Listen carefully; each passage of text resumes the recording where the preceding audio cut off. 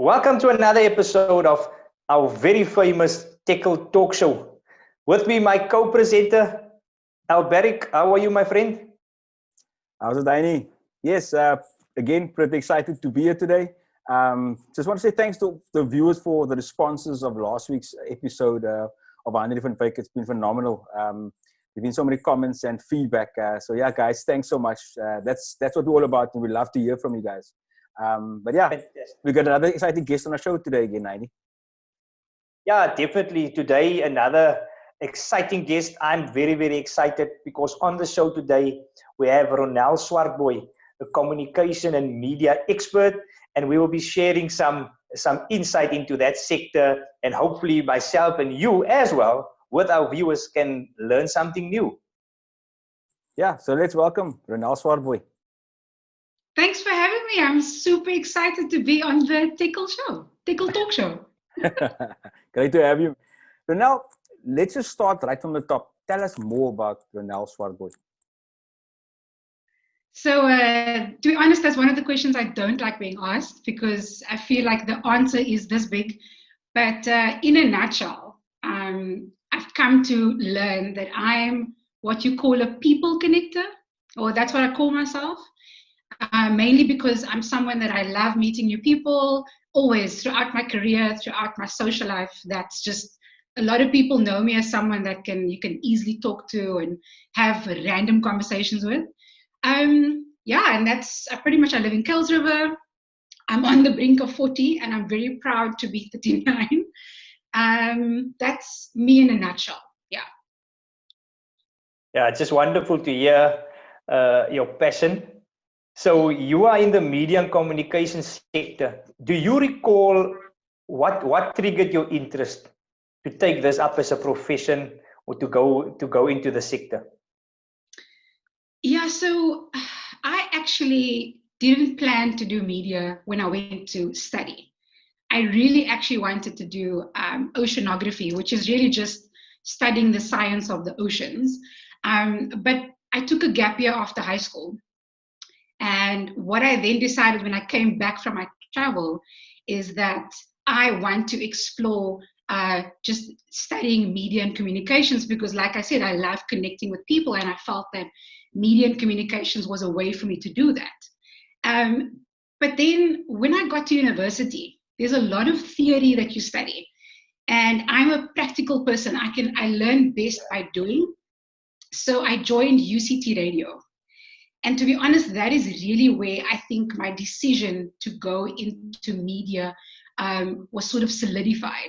I got the opportunity to put my theory that I was studying into practice. I was developing news bulletins. I was learning how to present myself on radio. And that really, the volunteering at UCT Radio is what I think influenced my decision to eventually go into the media industry. But I started in community radio, actually, and that's how I kicked off my career. And seeing that you touched on community radio stations, I mean, you've mentioned that it had an impact. But considering where you are today, you know, how important was that experience in shaping your career as it is today? It was, I have to admit, a fundamental, foundational layer, actually, to the start of my career. And I wouldn't have, if I think back now, I wouldn't choose it any other way, because the one thing that I learned as a community radio, I would say a student of community radio, is that you have to work with people. You've got to get people to trust you when you are developing the content, because people need to have real, authentic conversations with you. So they need to kind of trust that you will really kind of like help them share their stories, right? Because it's not easy to talk about yourself. And that's what I learned in community radio. And I really, really enjoyed it. Like, it was something that I was super passionate about. And it really kind of helped me to bridge the gap with listening, because that's the thing about communication. You really need to become a good listener if you want to help people tell their stories. So yeah, that's how community radio helped me to be a better communicator. Youth development is another passion of yours. How do you merge the two? You know, do you think that there's a great opportunity for social media to actually propel youth development to the next level? Oh, definitely. I started out in the nonprofit sector as a youth development worker. And at a time where it was about 2003, websites at that time was so expensive to develop. And I remember that because social media was becoming more kind of prominent. I mean, that time Twitter wasn't really a thing, but Facebook was quite big, especially in the nonprofit sector, because it was accessible, it was cheap. And as a youth development worker, it was so nice to be able to use the free tools at the time to tell our stories. I might give my age away when like I did earlier, but Blogspot was one of the social platforms at the time as well. And we used Blogspot as a way of creating like a mini website to tell our stories. And the thing about young people, and this is what I experienced as a youth development worker, we want to tell our stories. It's just about having accessible tools to tell the story. Because young people want to be heard, you know. We want to be able to speak, and someone must listen and not judge us, not tell us we're too young to have an opinion. And social media really helped with that. I think much to the dismay of some of the older folk, because now social media allowed people to create a profile and talk about things without permission, really. So social media really has played, I think, a significant role in young people getting a voice where they might not have had a voice.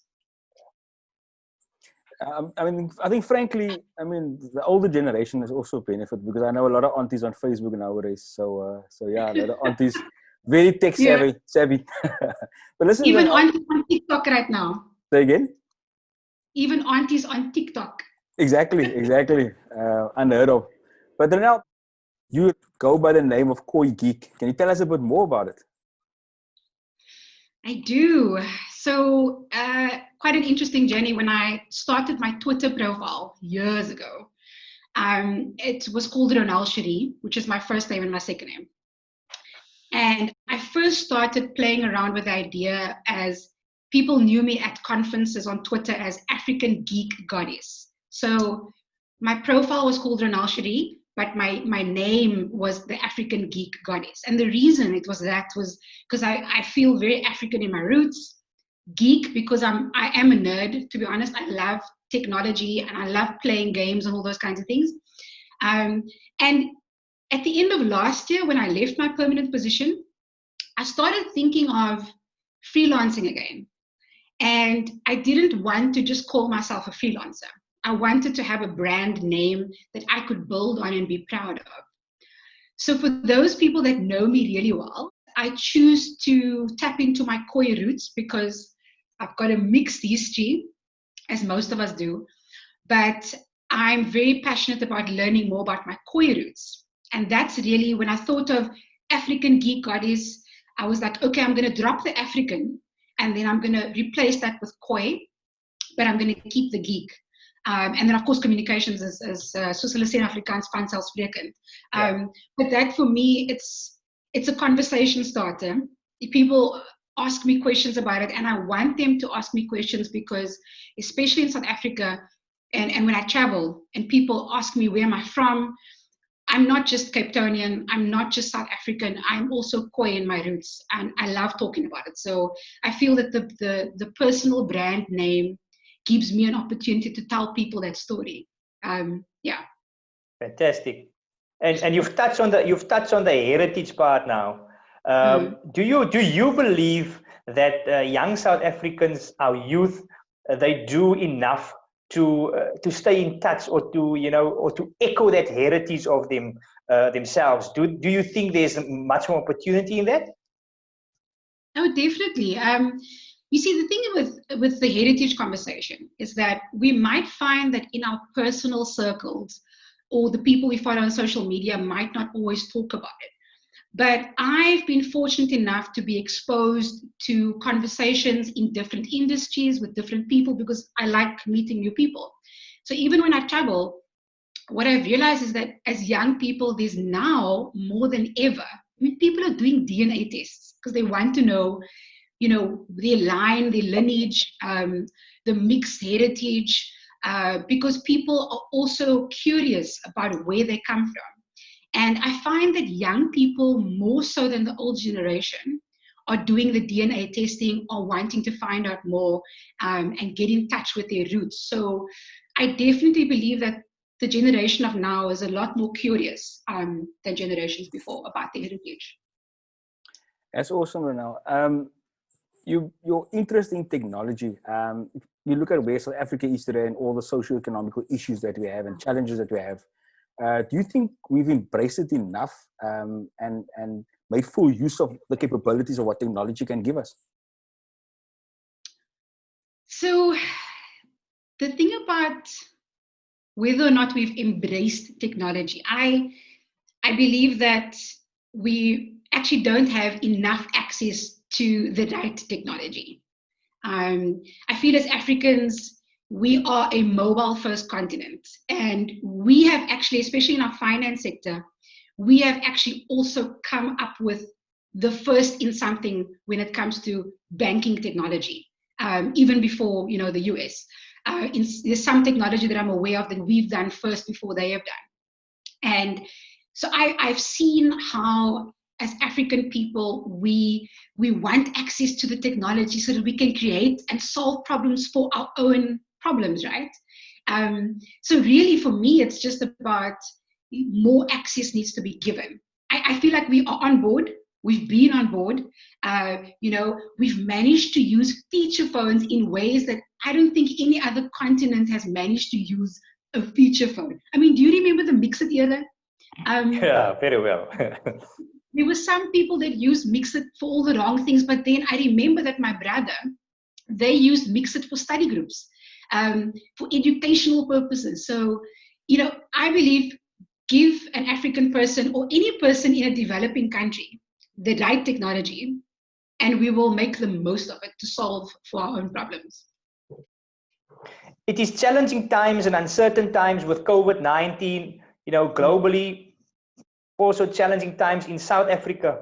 How do we accelerate innovative thinking amongst communities, amongst youngsters, to take up these opportunities to perhaps propel their careers in the right direction? I really like that question, because in the last 3 years, there are two things that I've become more passionate about when it comes to how to think more innovatively and strategically. So the one is, I'm not sure if you've heard of design thinking. It's a very kind of strategic approach that's mostly used by people that develop technology products. So engineers, they use design thinking as a way of kind of developing the product journey. And in the last couple of years, I've started using design thinking with clients where you start thinking about the solution in a different way. So design thinking is just a new method, not that new, I just think new for some people, but it's a new way of looking at a problem. So that's the one thing, learning how to use design thinking as a way to solve problems. And the second one is coding. Now, the best way I can explain, what it is to code is, I've recently heard from the founder of Code for Change, which is a nonprofit organization, is that coding is telling a computer what to do, right? And that's the simplest way you can explain coding. And the thing about coding, especially young people, I believe coding should be a compulsory subject, just like maths and English, because coding teaches you to pay attention to detail. It forces you to think strategically about your next move, and then what's the outcome going to be when I've coded something. So it's not just about thinking about small building blocks, but also thinking about the bigger picture. So yeah, I mean, if we can enforce sort of design thinking and coding in our communities, in schools, I think South Africa will be on just the next level of innovative thinking. Now you're involved with TEDxCapeTown, and as what we've seen so far, there's quite a significant footprint in the rest of the world, obviously. But in South Africa, how has it influenced our communities, and what role do you see it playing within the next 10 years, for example? So TEDx has, just as a brand in general, has been around for over 15 years. TEDxCapeTown started in 2011. And it's really had, for me, I've been part of the team for about 6 years, and it's had a beautiful impact in that TEDx allows anyone with a great idea, anyone that's thinking about how to solve problems in their communities as well, to share that. So you don't have to be the best public speaker. You don't have to be a certain age or have a certain degree to be speaking on a TEDx stage. We've had people as young as 14 years old, 12 years old speaking on our stages, and way above 60 as well. So it's really about what idea that's relevant and innovative that you can share. And sometimes it's also a simple idea. And that's where I believe TEDx has created communities. So now remember, TEDx it's not one team or one organization. Anyone can have a TEDx license to have an event. And in South Africa, we have got a lot of TEDx licenses. There's TEDx Stellenbosch, Cape Town, Bellville, Table Mountain, Pretoria, Johannesburg, UCT. So there are lots of TEDx events, and which just means the more there are, more people in our communities have a platform where they can apply to share their ideas, right? And that's what I feel the TEDx community has created, is an opportunity for anyone that's passionate about something to apply to share the idea. And in terms of the next 10 years, I mean, TEDxCapeTown, we're celebrating our 10-year anniversary in 2021. And I know how the brand has grown since 2011. So I can only foresee that by 2022, 23, 24, whatever, we will have so many dynamic ideas, because more people, I don't know if you've seen this, but I've come across a lot of people that they talk about wanting to do their own TED Talks. It's become like a verb, like a cool thing. And for me, that's inspiring, because it just means that people are thinking about paying it forward, sharing an idea. And that's the impact that it's had as a brand. Yeah, I've learned so much about coding and design thinking now. There's so many new terms I'm learning. So to people watching the show, wanting to learn more about this specific sector, tech, comms, media, how can they get in touch, and how will you be able to assist? So there's one thing that people that know me really well, and as you can tell, I love talking about what I do, and it's part of the reason why I volunteer. And one thing that I always enjoy extending myself to is mentoring. And my biggest advice to anyone that wants to get involved in technology, well, in any industry, to be honest, it's just, you've got to be willing to learn from people that want to share with you. And I'm one of those people. I am very fortunate in my TEDxCapeTown role. I work with students as well. And when I was a youth development worker, I worked with high school students. So I have learned that I very comfortably work with anyone that wants to learn. And that's the most important part for me. If you want to learn, if you pick up the phone or you contact me on social media, I very quickly will get back to you. There was a gentleman, I'm just going to give you an example quickly. There was someone on LinkedIn that was looking for a job. And immediately when I saw his profile, I replied to him and I said, I've got a few tips for you on how you can improve your profile. And he was ever so grateful. And for me, that's also a way of mentoring someone where you can see something. I mean, you guys have skills as well. You can see something and someone needs a little bit of help. And that's how I approach mentoring. That's how I approach anyone that wants to learn more about what I do. Is that I'll share what I know and just take it from there. Right now, what I've decided to do, especially during lockdown, and some people are feeling really challenged, I've had a couple of people reach out to me as well individually via Facebook and Twitter. And I welcome any young person, any individual. You don't have to be young. If you are interested in PR, if you are interested in understanding how you can get involved in the technology sector, I know a few people in different spaces in the technology industry. So I'm more than happy to offer information that I know of. So I welcome people to reach out to me on social media, and whatever information about me you give them, I'm happy to answer any questions they have. Ronell, that's fantastic. I think a lot of people will be inspired to listen to this. Guys, we'll leave the information in the caption of this video. Check it out. Drop her a line. Ronell, thanks so much. Really, really awesome and very, very inspired. Appreciate it. So I just want to say, first of all, congratulations on starting this show. I don't think that there can be enough online programs where you get to interview people that you know in your community. So I really value the opportunity to share what I do.